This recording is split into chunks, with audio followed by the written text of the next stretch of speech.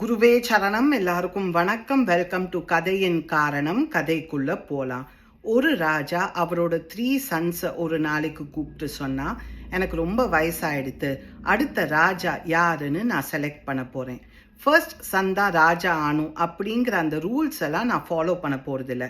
யார் எலிஜிபிள்னு தோன்றதோ அவளை நான் ராஜான்னு டிக்ளேர் பண்ண போறேன். நீங்க 3 பேரும் ஃபாரஸ்ட்டுக்கு போய் அடுத்த 2 வாரத்துக்கு வேணுங்கிற சாப்பாடை கலெக்ட் பண்ணிட்டு வாங்கோ. என்கிட்ட அதை காமிக்கணும்னு அவசியம் கிடையாது. 3 ஏழைக்கு அதை நீங்க கொடுக்கணும்னு. 3 பேரும் ஃபாரஸ்ட்டுக்கு போனான். ஃபர்ஸ்ட் சன் நினைச்சான், நம்ம இன்னொருத்தருக்கு சாப்பாடு கொடுக்க போறோம், அதனால பெஸ்டா தான் கொடுக்கணும் அப்படின்னு நிறைய ட்ரீஸ் எல்லாம் ஏறி நல்ல பழமா அவனோட பேக்ல போட்டுண்டான்.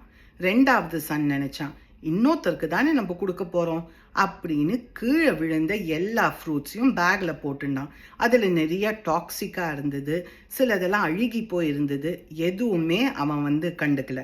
3வது சன் நினைச்சான், நம்ம ஒரு ஏழைக்கு தான் கொடுக்க போறோம், இந்த பேக்கோட சேர்த்து கொஞ்சம் பணத்தை கொடுத்தா முடிஞ்சுது, ஏன்னா அப்பா நான் என்ன எடுத்துட்டு போறேன்னு செக் பண்ண போறது இல்லை அப்படின்னு இருக்கிற குப்பையெல்லாம் அவனோட பேக்ல போட்டுண்டான்.